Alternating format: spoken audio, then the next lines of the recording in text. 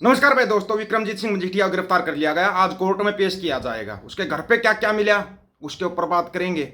और 57,488 करोड़ रुपए कैसे खतरे में पड़ गए ईरान इजराइल के युद्ध के अंदर। क्यों था भारत चुप? अगर ईरान की तरफ बोलता तो खतरा, इजराइल की तरफ बोलता तो खतरा, चुपचाप रहा तो और खतरा बढ़ गया। अब और बढ़ गया।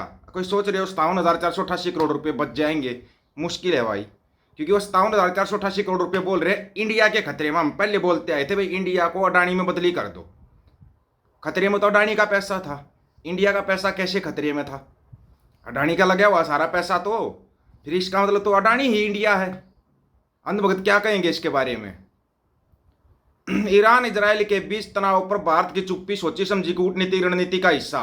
भारत किसी के पक्ष में रिश्ते को खतरे में डाले बिना अपने महत्वपूर्ण आर्थिक और रणनीतिक हितों को सुरक्षित रखना चाहता है। क्यों? यह एक ऐसी स्थिति है जहां भारत को एक साथ दो नावों की सवारी करनी पड़ रही है। यह चुप्पी इस जटिल संतुलन को बनाए रखने का सबसे सुरक्षित तरीका है। भारत के जरा सी चूक 6.58 अरब डॉलर करीब 57,488 करोड़ रुपए खतरे में डल सकते हैं। कैसे है? इजराइल के साथ यह 5 अरब डॉलर है और ईरान के साथ भारत का व्यापार 1.68 अरब डॉलर का है। भारत के लिए ऊर्जा सुरक्षा बहुत जरूरी है। चाबहार पोर्ट में भारत ने निवेश किया हुआ है। भारत और इजराइल के बीच रक्षा तकनीक का सहयोग बढ़ रहा है। भारत इस स्थिति में फंसा हुआ है। उसे ईरान और इजराइल दोनों का साथ अपने संबंधों को संभालना है। सबको पता है चाबहार पोर्ट पर किसका पैसा लगा हुआ है? जगत सेठ का लगा हुआ है, अडानी सेठ का लगा हुआ है। फिर कैसे कह रहे हो भारत मुश्किल में पड़ जाएगा? ये कहो अडानी मुश्किल में पड़ जाएगा। अडानी को बचाने के लिए क्या क्या करना पड़ता है। कभी अमेरिका के आगे घुटने टेकने पड़ते हैं, कभी चाइना के आगे, कभी ईरान, कभी इजराइल। और ईरान ने फिर भी दिखा दिया एक छोटे से देश ने कि वो क्या कर सकता है। अगर बंदों में दम हो ना तो कुछ भी कर सकते हैं बस। लेकिन यहाँ पर तो एक चीज़ बचनी चाहिए, जगत सेठ बचना चाहिए। जगत सेठ बच गया, पूरा इंडिया बच गया। बाकी चाहे इंडिया कहीं जाओ, लेकिन इनको जगत सेठ को बचाना है, सबसे ज़रूरी है ना। विक्रमजीत मजीठिया के घर पे क्या क्या मिला भाई? और अगर इतना सामान मिला है तो सामान आया कहाँ से? कहीं ये जो अमृतपाल महरो का वीडियो वायरल हो रहा है उसकी देन तो नहीं है कि एकदम से झाड़ू सरकार इतने उसमें आ गई। चलो फिर भी देर आए दुरुस्त आए, अगर कार्रवाई करते हैं तो। लेकिन यहाँ तो दूसरा ही सिस्टम चल रहा है। अकाली नेता विक्रम मजीठिया को गिरफ्तार कर लिया गया है। उनके अमृतसर और चंडीगढ़ आवास समेत 9 ठिकानों पर विजिलेंस ने बुधवार सुबह दबिश दी। रेड के दौरान विक्रम मजीठिया की पत्नी विधायक गुनीव कौर मजीठिया भी घर पर मौजूद रही। जांच के बाद विक्रम मजीठिया को गिरफ्तार कर लिया गया, जिनको आज कोर्ट में पेश किया जाएगा डॉक्टरी करवाने के बाद।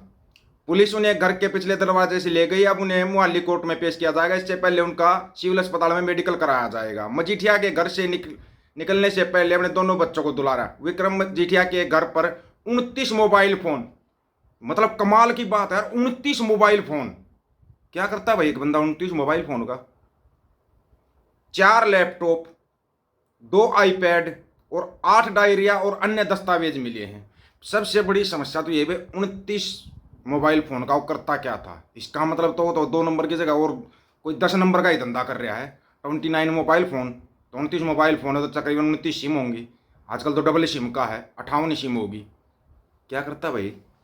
और ये तो मजीठिया के उससे मिला है। अगर पूरे परिवार के मोबाइल लिए जाते तो, अगर एक के पास 29 हैं तो फिर कहाँ है भाई? ये हो क्या रहा है पंजाब के अंदर? एक्शन तो होगा। अब क्या है, केजरीवाल बोल रहा है नशा तस्करों को नहीं बख्शेंगे। लेकिन शायद केजरीवाल भूल गए, यही केजरीवाल है पिछली बार भी इसने विक्रम मजीठिया का नाम लेके कुछ बोला था और फिर माफ़ी मांग आया था फिर बड़ी जल्दी जाके। ये बड़े कमाल की बात है।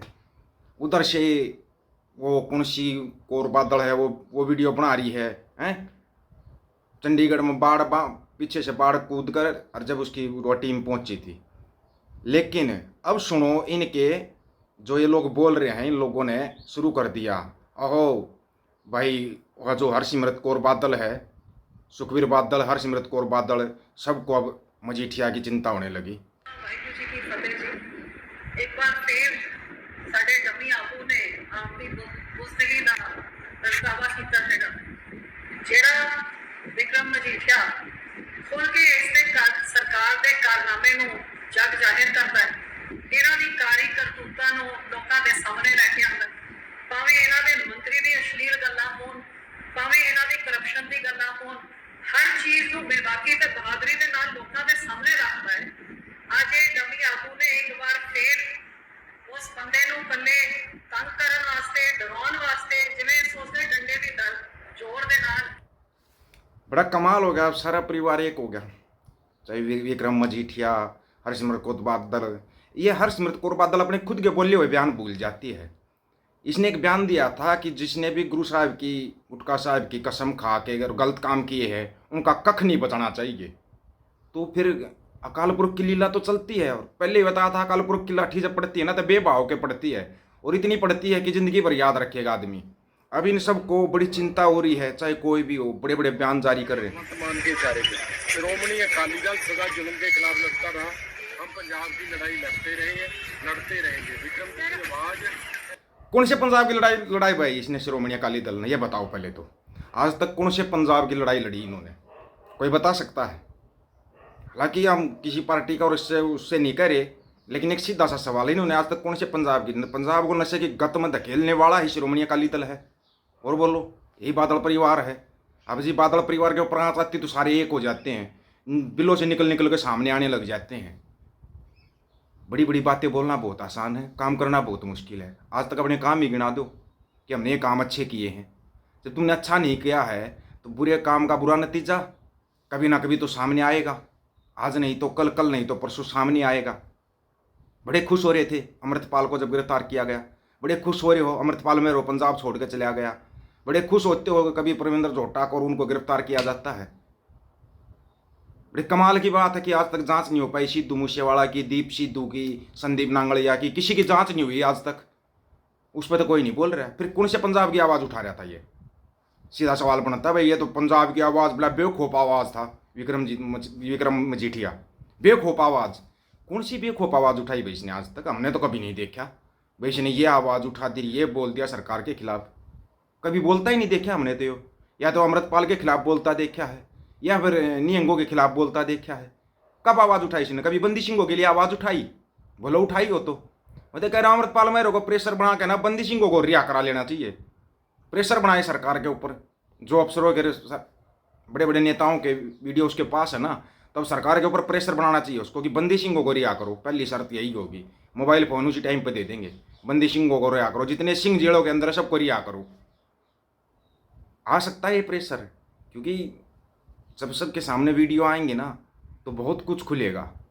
मुंह दिखाने के लायक नहीं रहोगे, लेकिन बेशरम इतने बड़े हैं इनके तो जैसे बीजेपी वाले का हाईवे के वीडियो वायरल हो जाते तब कुछ नहीं होता। तो ये क्या है, बेशरम इंसान है ये, इनका कुछ फर्क नहीं पड़ेगा। कहीं भंडबुचड़े का तो कोई वीडियो नहीं है भाई अमृतपाल में रो कि इतनी जल्दी एक्शन लेने लग गया ये। कहीं कंजरीवाला भी तो नहीं कभी हाथ पैर मार गया होगा। अभी कैसे होश आ रहा है एकदम से कंजरीवाल को कि नशे के तस्करों के खिलाफ हम कार्रवाई करेंगे? गड़बड़ है। 2027 का चुनाव नज़दीक है और ये तो ऐसे उठा लेते हैं फिर छोड़ देते हैं, इनका ऐसे ही चलता है। वो बात और है, अगर जो सच्चा सुच्चा सिंह होगा उसको उठा लिया, कई साल तक जेल से बाहर नहीं आएगा, उसको जमानत भी नहीं मिलेगी, जैसे बंदी सिंहों को नहीं मिल रही। आप लोगों की क्या राय है इसके बारे में? आप अपनी राय रखना भाई, आपकी राय का इंतजार रहेगा। सभी साथियों को राम राम, नमस्कार, आदाब, सत श्री अकाल।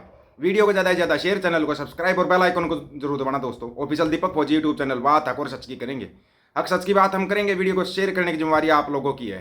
गज के आखो वाहिगुरु जी का खालसा, वाहिगुरु जी की फतेह।